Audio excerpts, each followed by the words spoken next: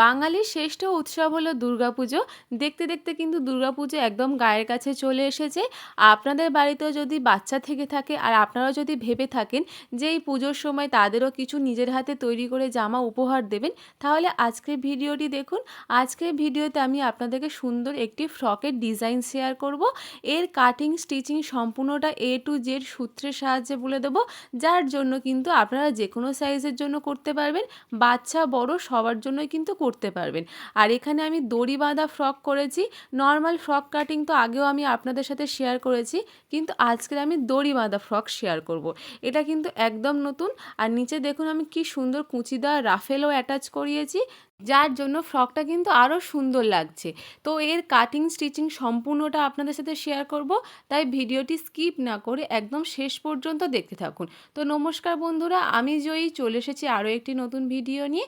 Stitch with জয়ী চ্যানেলে আপনাদেরকে অনেক অনেক স্বাগত জানাই। তো চলুন আজকের ভিডিওতে আপনাদের সাথে একটা সুন্দর ডিজাইনার ফ্রক শেয়ার করব। সবার প্রথমে দেখুন এখানে আমি 2 মিটার কাপড় নিয়ে নিয়েছি।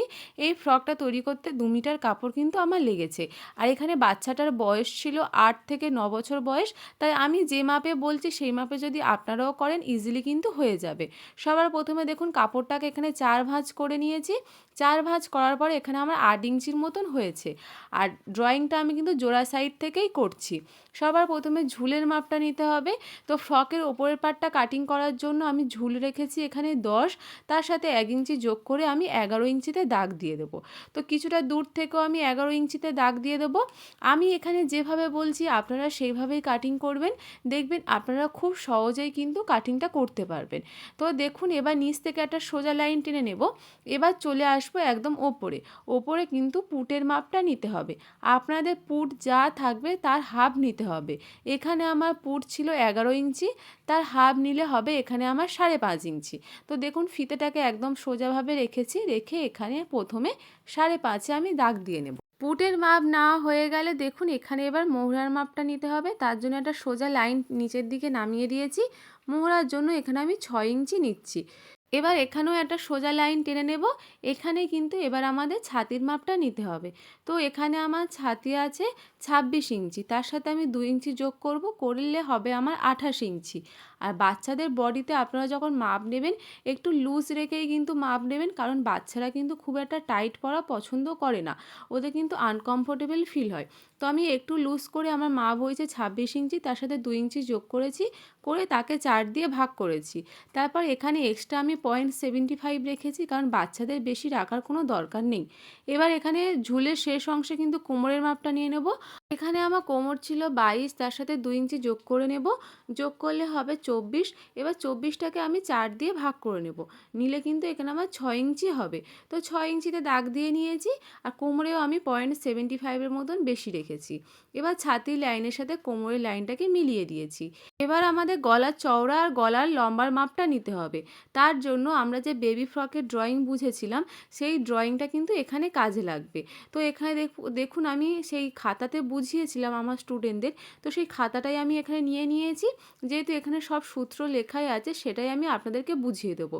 প্রথমে আপনাদের গলার চওড়ার মাপটা নিতে হবে। মানে আমরা যখন কোনো কিছু ড্রেস কাটিং করি, গলার যে চওড়া নিই সেই চওড়ার সূত্র হলো ছাতির 1/12 প্লাস হাফ ইঞ্চি। মানে আপনাদের ছাতি যা আছে তাকে 12 দিয়ে ভাগ করতে হবে। করার পরে যে মাপটা বেরোবে তার সাথে হাফ ইঞ্চি যোগ করতে হবে। যেহেতু আমার ছাতি ছিল 26, তাকে যদি আমি 12 দিয়ে ভাগ করি, এখানে আমার ওই 2 ইঞ্চি 1 সুতের মতন আসবে। তার সাথে আরও আমি হাফ ইঞ্চি যোগ করব, করলে হবে এখানে 2.5 ইঞ্চি 1 সুতের মতন। এটা কিন্তু সূত্র, এটা হলো গলার চওড়ার মাপ। মানে আমরা যখন কোনো ড্রেস কাটিং করি গলার যে চওড়ার মাপটা নিই তার সূত্র হলো ছাতির 1/12 প্লাস হাফ ইঞ্চি। এইভাবে কিন্তু আপনারা যে কোনো সাইজের জন্যই কিন্তু এই মাপটা কিন্তু ক্যালকুলেশন করে কিন্তু বার করতে পারবেন। তো আমার ক্যালকুলেশন করে কিন্তু বার হয়েছে 2.5 ইঞ্চি 1 সুত। তো আমি 2.5 ইঞ্চি 1 সুতে কিন্তু দাগ দিয়ে নেব। তো দেখুন ফিতেটাকে রেখেছি, রেখে 2.5 ইঞ্চি 1 সুতে দাগ দিয়ে নিয়েছি। এবার এখানে গলার লম্বার মাপটা নিতে হবে। তো গলার লম্বার মাপটার সূত্র হলো ছাতির 1/8 প্লাস হাফ ইঞ্চি। তো এখানে দেখুন আমার লেখাই আছে, একটু হালকা হয়ে গেছিলো, আমি একটু ডিপ করে নিচ্ছি।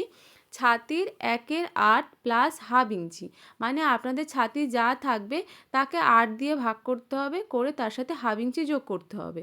যেহেতু আমার ছাতি ছিল 26, তো এখানে আমার ক্যালকুলেশন করে বেরিয়েছে 3.5 ইঞ্চি 2 সুত। তো এখানে আমি সেই 3.5 ইঞ্চি 2 সুতেই কিন্তু দাগ দিয়ে নেব। এইভাবে কিন্তু আপনাদের গলার লম্বা আর গলার চওড়ার মাপটা কিন্তু এই সূত্রের সাহায্যেই নিতে হবে। আর দেখুন এখান থেকে কিন্তু একটা শেপ দিতে হবে।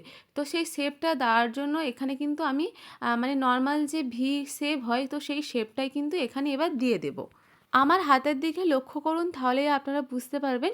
এখানে কিন্তু আমি কোনো স্কেল বা ফিতে ব্যবহার করছি না, নর্মাল কিন্তু হাত দিয়েই এখানে একটা ভি শেপ কিন্তু আমি দিয়ে দিচ্ছি। এবার এখান থেকে একদম ওপর থেকে আর্মহোলের কাছে কিন্তু আমাদের এই শেপটাকে নিয়ে যেতে হবে, তবেই যে দড়ি বাঁধার যে সিস্টেমটা হয় সেটাই কিন্তু তৈরি হবে। তো দেখুন আমার হাতের দিকে লক্ষ্য করলেই বুঝতে পারবেন, মানে ওই আর্মহোলের কাছ থেকে হাফ ইঞ্চি অথবা 0.75 ওপরে দাগটা থাকবে।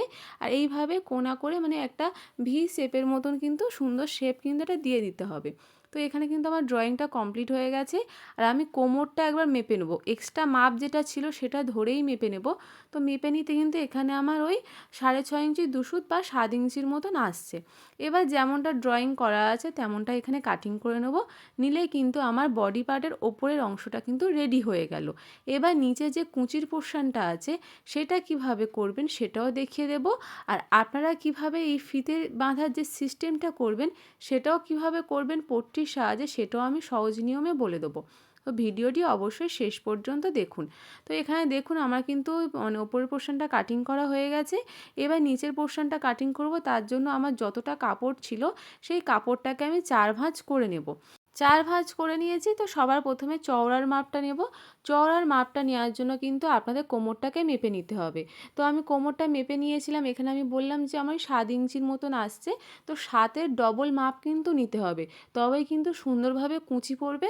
আর এর থেকে কম কাপড় নিলে কিন্তু কম কুঁচি পড়বে, বেশি কাপড় নিলে বেশি কুঁচি পড়বে, কম কাপড় নিলে কম কুঁচি পড়বে। মানে আপনাদের কোমর যা থাকবে তার কিন্তু ডবল কাপড় নিতে হবে। তো আমার 7 ছিল, আমি এখানে 14 নিয়ে নিয়েছি। আর এটাও কিন্তু আমার 4 ভাঁজেই আছে। এবার লম্বার মাপটা নেব। আমার টোটাল ফ্রকের ঝুল ছিল 25 ইঞ্চি, তার থেকে আমি ওপরের পার্টটা কাটিং করেছি, সেখানে 10 মানে মেজারমেন্ট নিয়ে কাটিং করেছি, তাহলে 25 থেকে 10 বিয়োগ করলে হয় 15 ইঞ্চি। তার সাথে আমি আরও 1.5 ইঞ্চি যোগ করেছি, কারণ এটা আমাদের সেলাই মার্জিন। 1.5 ইঞ্চি যোগ করে এখানে আমি 16.5-তে দাগ দিয়ে নিয়েছি। এটা কিন্তু আমাদের নিচের যে কুঁচি হবে সেই কুঁচির অংশটা কিন্তু বেরিয়ে গেল। এবারে আমরা কি করব, ওপরের পার্টে কিভাবে ফিতে বাঁধার সিস্টেমটা করব সেটাই কিন্তু ডিটেলসে দেখিয়ে দেবো।